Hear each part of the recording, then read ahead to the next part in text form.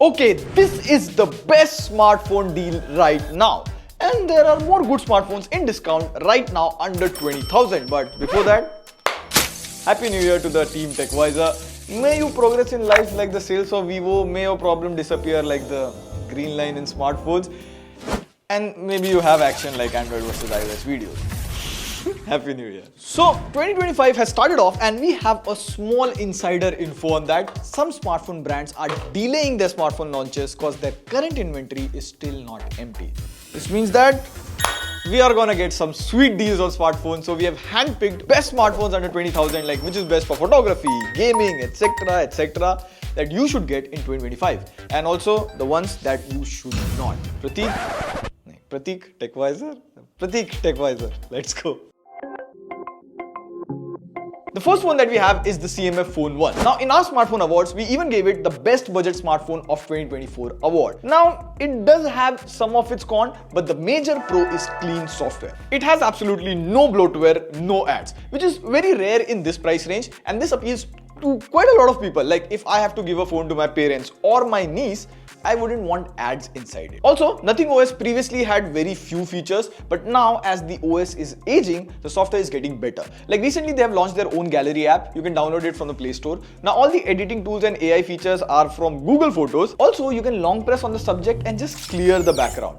And not just clean software, Nothing has been really good in updating their smartphones, and it's the same with CMF Phone 1 as well. Currently, the beta version of Nothing OS 3.0 is available for CMF. I have rarely seen brands give beta version of their latest software to the budget phone. Now, another pro is the new BGMI update. A budget phone can now play BGMI in 120 FPS. Like, come on. This phone started making headlines because of this update. Kudos to Nothing. They are very good at making headlines. So in BGMI, in low graphic settings, you get this ultra extreme option in FPS, but it doesn't consistently deliver 120 FPS while gaming. Like, come on, it's a budget phone. We played it for about 20 minutes, and the average FPS that we got was around 83 FPS, which is actually not bad for a budget phone. Overall, the gameplay wasn't choppy and the phone didn't overheat. It also comes with this swappable bags, and it has some accessories as well, which you can buy later on. It also gets 5000 mAh battery, so it easily lasts you through the entire day with a bit of gaming, social media scrolling, and all of that on a single charge. You get 33 watt of fast charging support. It takes around 1 hour to top up the battery. Now, while all of this is good,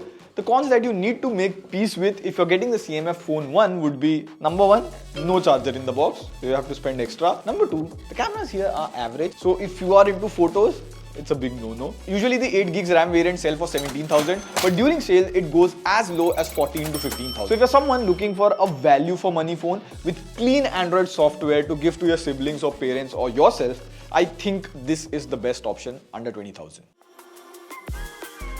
Next up, if your preference is gaming or performance, we initially thought of putting the iQOO Z9, but I would say right now, do not buy this phone. Rather, go for iQOO Z9s. First of all, it has a bigger battery than iQOO Z9. You get a 5500 mAh battery. Now, battery life on iQOO Z9 was already good. It's better on iQOO Z9s. Now, in spite of having 5500 mAh battery, iQOO Z9s is pretty slim and lightweight, and surprisingly, it is one of the few phones in this price range to have HDR certification on Netflix. Other than that, it handles gaming quite well. Even if you game for a longer time, the phone doesn't get much warm and all of that. Along with good performance, the major pro is it has a good camera. It carries the same Sony IMX882 camera sensor from iQOO Z9 along with OIS. Now, another interesting thing is you can do portrait videos at 1080p while other smartphones in this price range only do 720p. Here you get 1080p.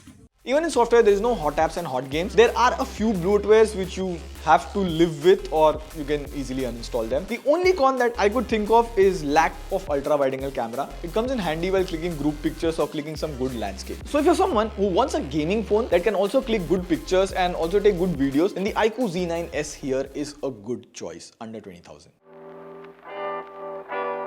Now, the next phone that we have is the hero of this list, Motorola Edge 15 Neo. Now, it was launched for around 23,999, but it got a price cut and it is currently selling for 20,999. With offers and all of that, you get it for 20,000. The Edge 15 Neo has been one of my favorite smartphones in 2024 because first pro is the compact form factor. Like, compact budget phones are hard to find these days. The next thing that I really liked about this phone is the camera. This is the only phone in this price range to have a 3x telephoto camera, and I've clicked hundreds of pictures with this. I took it to our Team TechWiser trip to Kerala as well, and boy oh boy, like, look at the photos. It has fantastic camera. And the pros don't stop here. It comes with Motorola's new feature-rich Hello UI. It provides a smart connect feature, allowing you to create an ecosystem with any Windows laptop. And Motorola, surprisingly, for this Edge 50 Neo has promised 5 years of software update. Earlier we saw Motorola wasn't timely with software updates, but this has started to change in 2024. The Edge 50 Neo has already received the Android 15 update before GTA 6.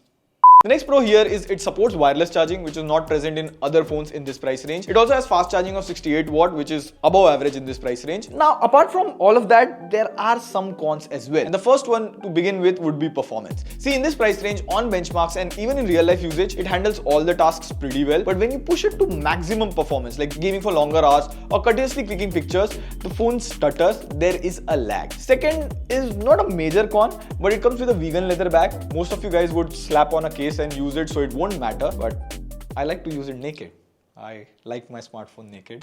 So if you look closely at the back, there is a small scratch over here, but this is just nitpicking. And the last con would be the battery. Like, it has a 4310 mAh battery, which is way less than market standard. And it's not like this phone particularly have this issue. Every compact smartphone has lesser battery due to size limitations. Motorola has tried to compensate for this for the smaller battery by giving an LTPO display. Like, the display goes down to 60 Hz. When you're just viewing on Instagram, browsing the web articles on Chrome and all of that, it even goes to 1 Hz sometimes.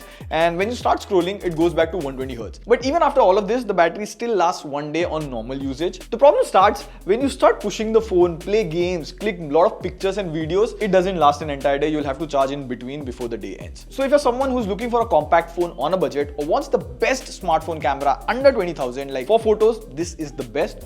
You should consider Motorola Edge 50 Neo.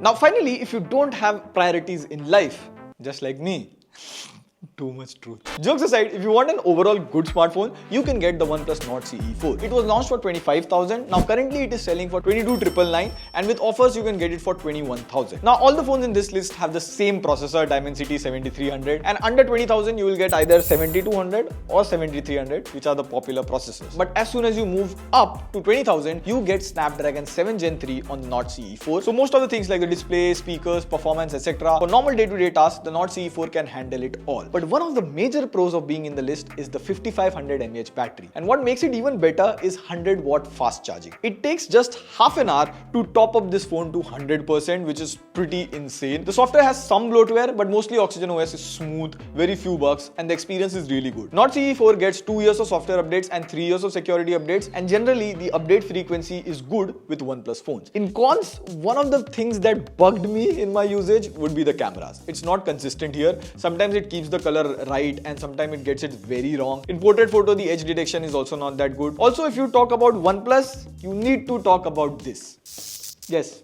green line. So OnePlus made an announcement about free display replacement if you get a green line, but nothing was mentioned about Nord devices. Also, Nord devices in general haven't faced so many issues like the OnePlus phones. Overall, if you're someone who's mostly on 5G, requires good battery life and a worry-free solid experience, you can consider the Nord CE4. So these are the best smartphones under 20,000 and that you should consider getting in 2025 during the sale or right now. And let us know if you missed out on any smartphone that you are currently using. Write down your review. We'll try to pin the best ones so it helps the community. On that note, this is signing off. See you in the next video. Pew pew pew.